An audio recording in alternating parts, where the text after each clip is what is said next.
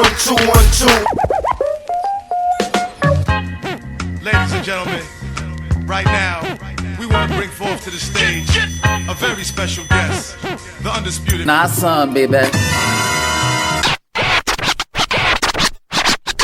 And this is another episode. Can't help but swing it, boy. Swing it, brother, swing.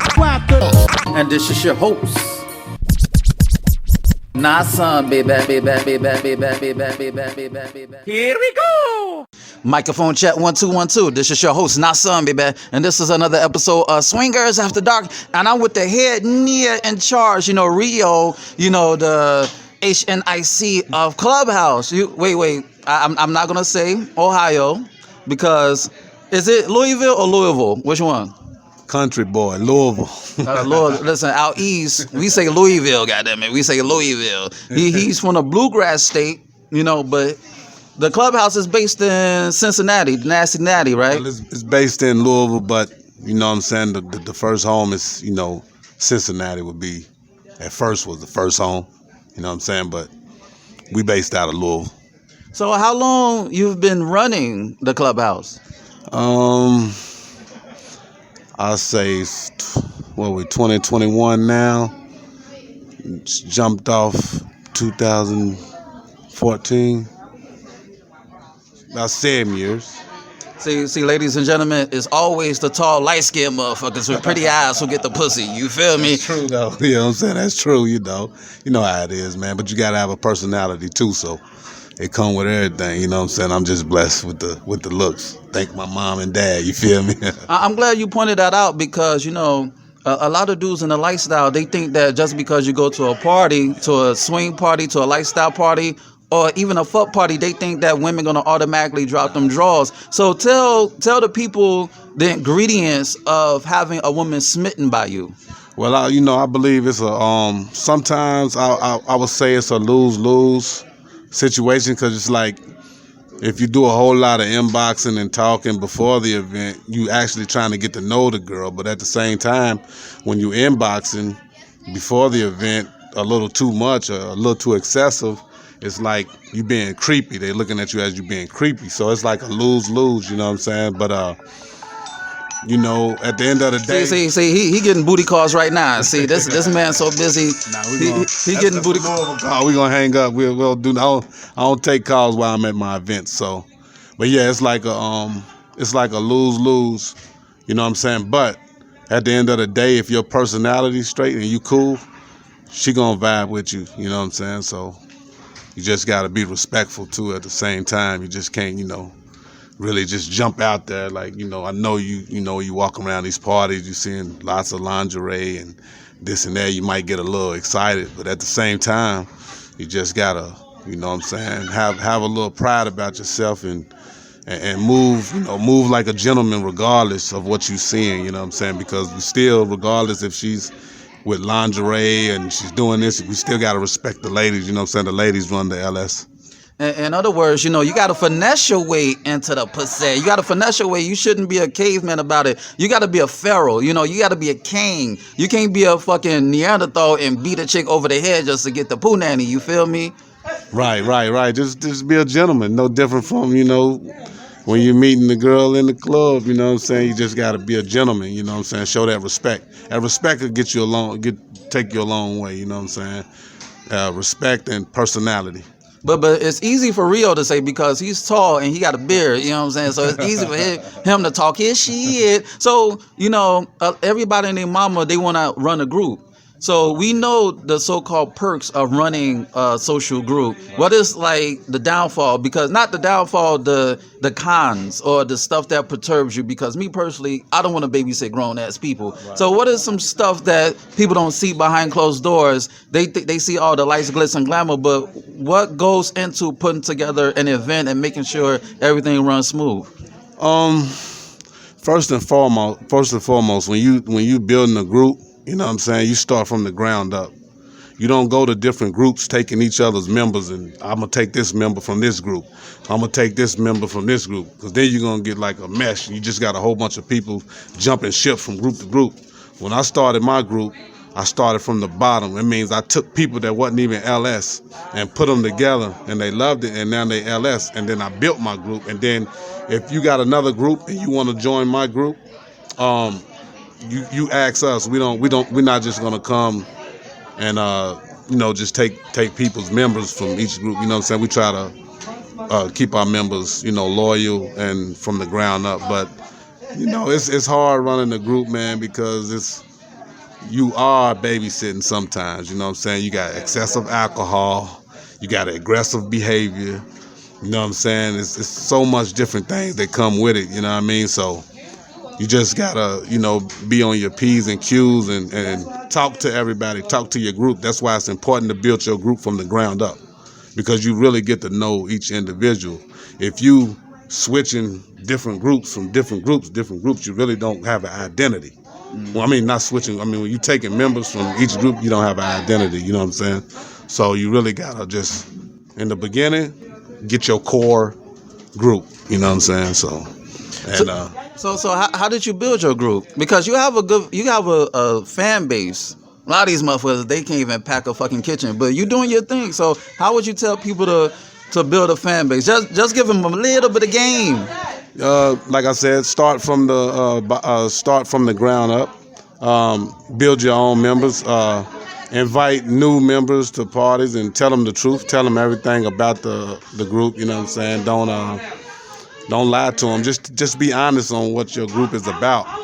But get new people. Build your group from the ground up. That's just like anything. Like a company. You build from the ground up. You know what I'm saying? You don't.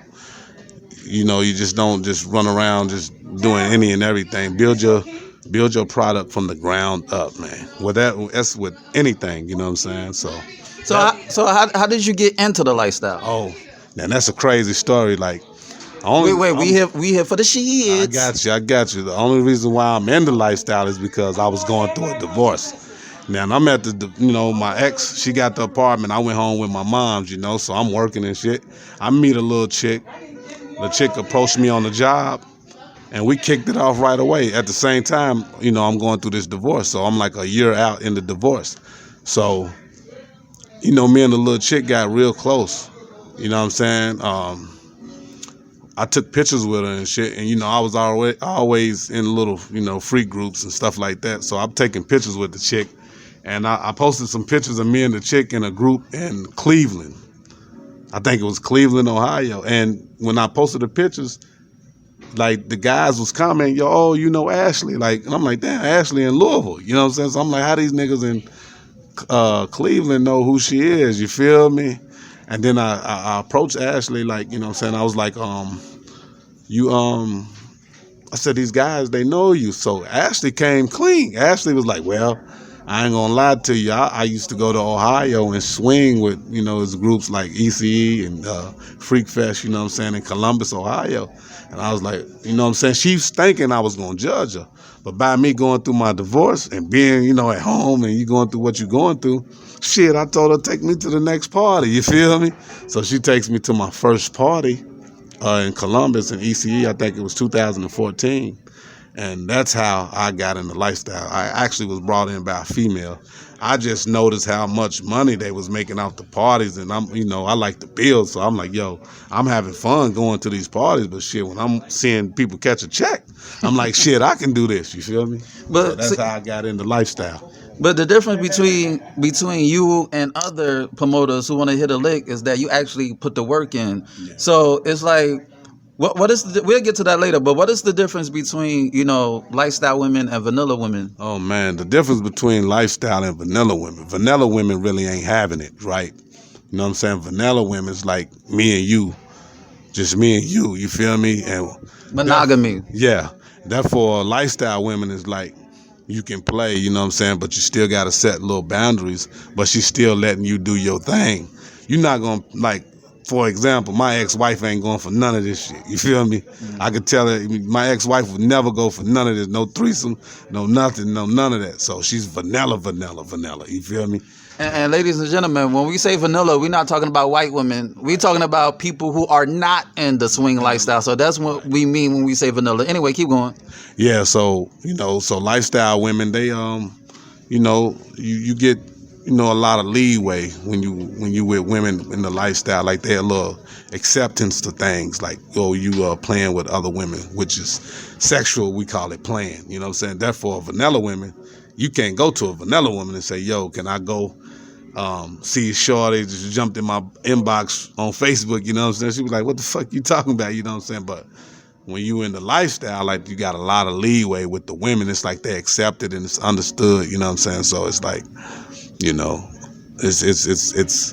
it's definitely dope, man. I think it's freedom. You know what I'm saying? I think it's just freedom. I love it, man. I love the lifestyle, and I like lifestyle women. But if I find a good vanilla woman, if she's a dope vanilla woman, then shit, I don't know. You know what I'm saying? Listen. They say once you go black, you can't go back. But once you go, listen, a lot of people in the lifestyle, they say I'm gonna quit the lifestyle, but they come back.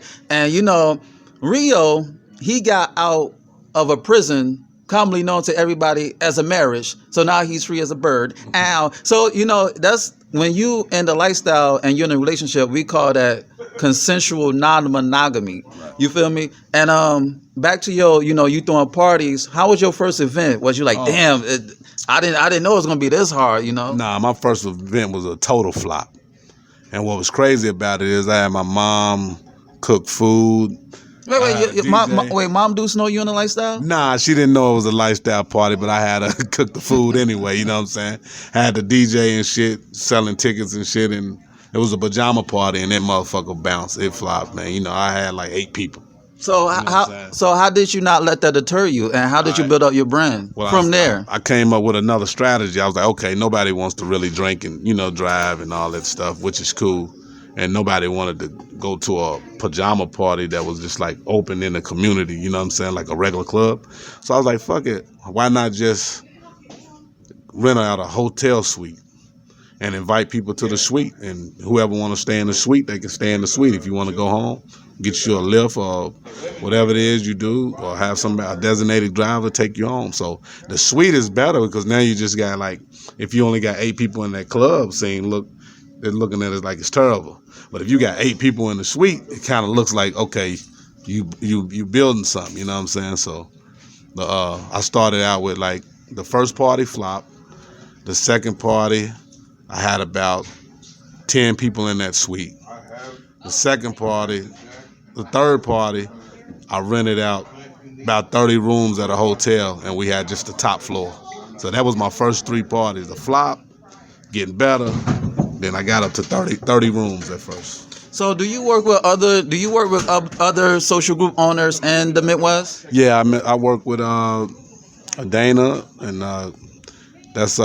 they do the fuckcations, you know what I'm saying? And I work with Henny B Productions, which, they're my 2 of the people I'm gonna collab with these lifestyle parties. All right, so and do you get like any form of jealousy? Jealousy from dudes because you're a group owner and you're the main focus. Do you get like some shade? Yeah, you're gonna get shade. It's not because the party. You get shade because you actually indulging with women that the other guy might want, that she's not giving him a chance. Then you got this guy that just pop up from another city and she's giving him the chance. You know what I'm saying? So then it's like, the guys take it personal or start getting jealous, and that's when the emotions come in because he really don't dislike you. You know what I'm saying? It's just you're just a reflection of his failure. Yeah, yeah, pretty much. It's just like he don't got no reason not to like you. The only reason why he don't like you is because you got that pussy first. You know what I'm saying? Other than that, if y'all was in the street, it wouldn't really be no issue. You know what I'm saying? But since you in this lifestyle field and in circles, niggas be getting mad over the little chicks they be wanting. You know what I'm saying? But at the end of the day, I'm one of them, carry the share, carrying the sharing type guys anyway. So I'm still sharing with you, my brother, even though you getting mad going behind my back, telling chicks, oh, you do this, or why you won't mess with him? Why you mess with him and you won't mess with me? You know what I'm saying? But that's just kid shit, you feel me? Like I don't take it personal, because if I took it personal, it could go somewhere else, you know what I'm saying? So I try not to take stuff like that personal. I just look at it like it's always going to be that type of stuff when it comes to women. Don't matter if it's the lifestyle, vanilla, it don't matter. That's just how guys feel when it comes to women. And you know what I'm saying? That's the only thing that gets in between men, women. You know what I'm saying? Yeah, a lot of major wars and beefs have started between Troy. women, like Helen of Troy. Yeah, I was. That's what I'm saying. Yeah, you right on. All because he took that guy had 6 wives. The dude went over there and only took one. Dude burnt the whole city down over And all hell broke loose. over that. So yeah, man, like it's all about, you know what I'm saying, the women, man, like, you know what I mean? Like women, I mean, that's why guys dislike you, man, because of the women. They don't know you not to like you. If you haven't met me, there's no reason why you shouldn't like me, you know what I'm saying? So the only reason why you don't like me is because I got that girl that you might like, or you might have been chasing at all these events. So that's what it's about. It's women, man. It ain't no real issue. It's about women.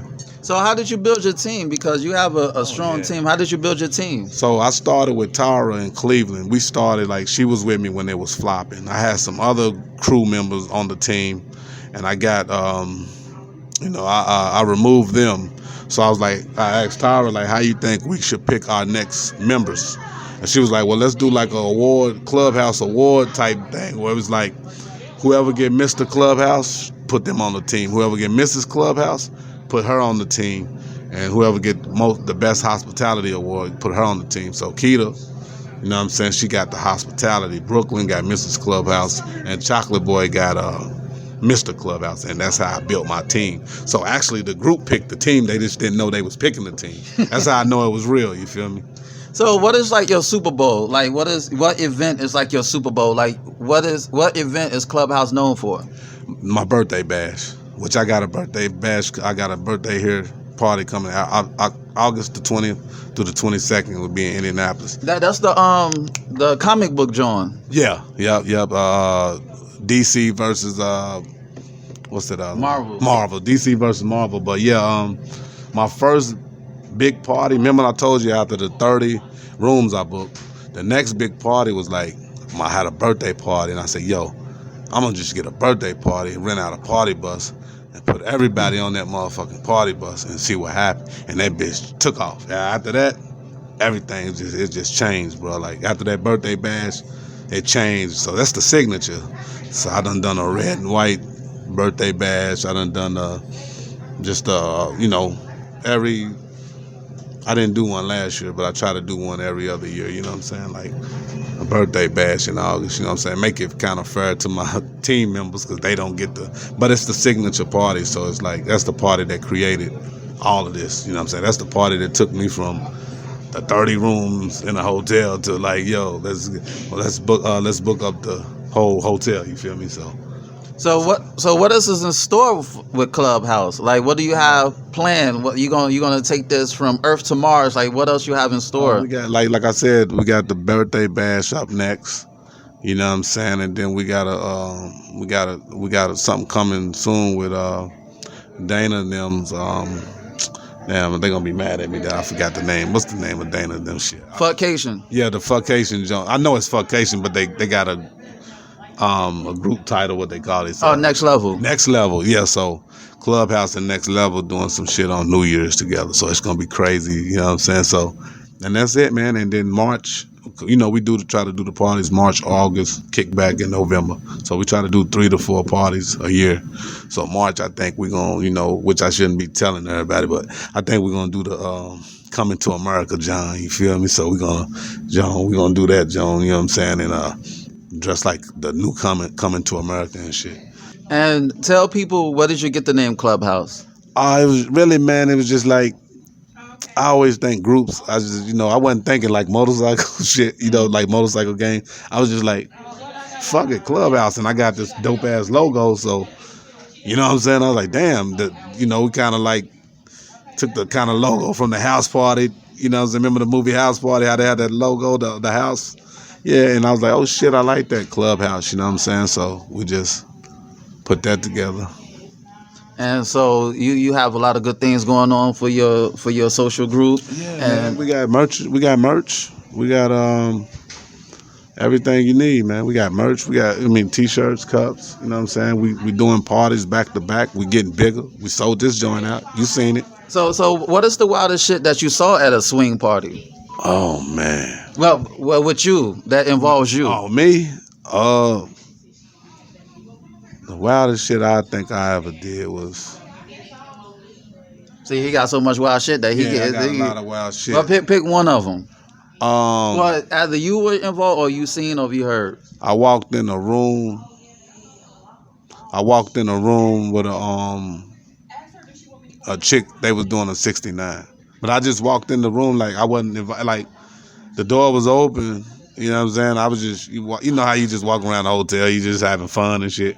And I busted in on the 69 and they let me in that bitch. So I ended up having a threesome just by accident, bro. Like it was, I mean, I've had threesomes. It was wild, bro, because I was just really just minding my business walking down the hallway. But I always keep condoms and shit on me anyway, just in case. Because like I said, I don't do a lot of inboxing and shit. I just bump into women and do my thing, you feel me? But I think that was wild. Like when I cracked the door open and seeing two chicks 69. Now, everybody would be like, oh, you know, it's just a threesome, bro. But like, it wasn't about the 69. It was about the two girls that was actually doing the 69. That's what made it like, okay, yeah, I got to get in this bitch, you feel me? Because they was too pretty chocolate. It was dope, man. Like, it was right, you feel me? See, Rio get pussy by accident, then a lot of you motherfuckers won't get on purpose. And on that note, this has been another episode of Swingers After Dark, and this is your host, Not Some, baby. Check out my website at www.notsunblaze.com. That's www.nahsunblaze.com, and check out my ebook, Fuck, F-U-C-K. That's on Nook, Kindle, iBooks, Google Play. It make you say, na, ow. And shoot me an email at swingpodcast@gmail.com. That's swingpodcast@gmail.com. Hit me up with any questions or concerns that you may have. Rate, share, subscribe, and comment on this podcast. Dig. And on that note, until next time, peace. You know.